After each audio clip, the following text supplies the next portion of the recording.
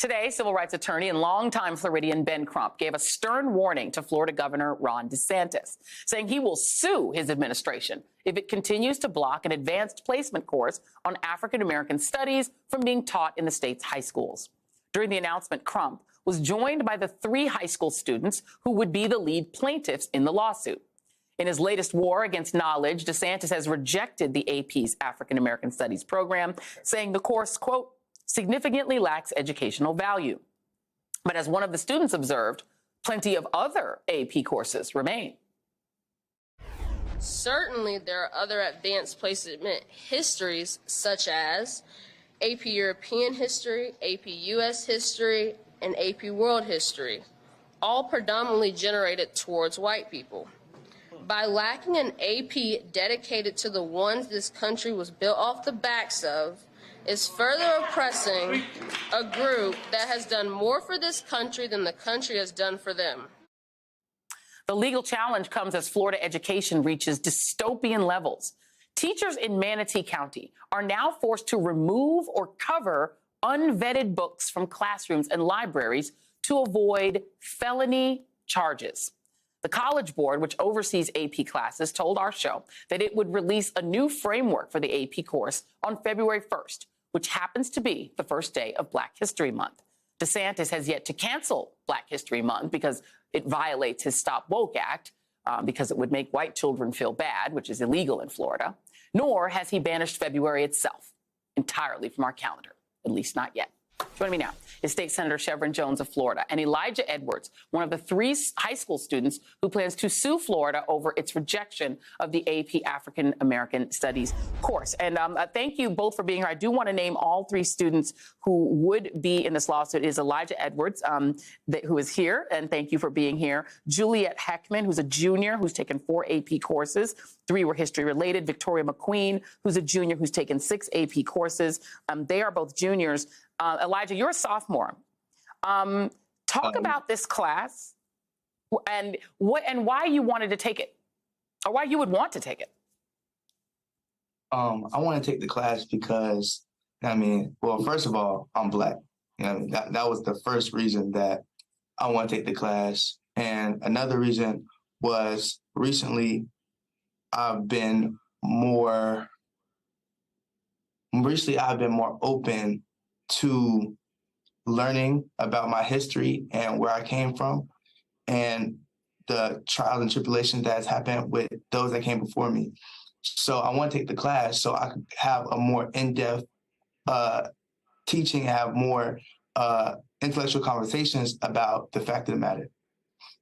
And let me ask you this question, Elijah, because, Florida law says that they are required to teach African-American studies, and they're required to teach something about the history of Black people in this country. Do you feel that you've gotten a thorough education in Black history so far in school? No, I really feel like I haven't. And I feel like what I have learned has been cut short or whitewashed in a sort of way, to where they don't give you the full extent of what happened. They only give you part of it. They're trying to make it seem better than it actually was. And what do you feel when you see that you can still take art history, you can still take Japanese language and culture, German language and culture, Italian language and culture, and Spanish language and culture, but you can't take African American history? And you can take European history.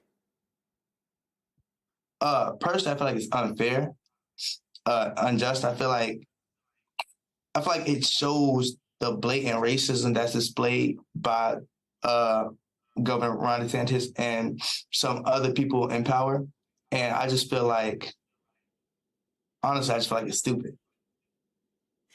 Let me bring you in, State Senator Shevrin Jones. Thank you for always being available to us. Because, I wanted to hear from this young man, because the reality is the people who are being hurt by this are not just students, but in a world where students his age are now predominantly of color. You know, in Florida, white students are about 38, 39% of the total. So what Ron DeSantis is essentially saying is that students of color may not even learn about their own history, and that white students have to be protected from Black history.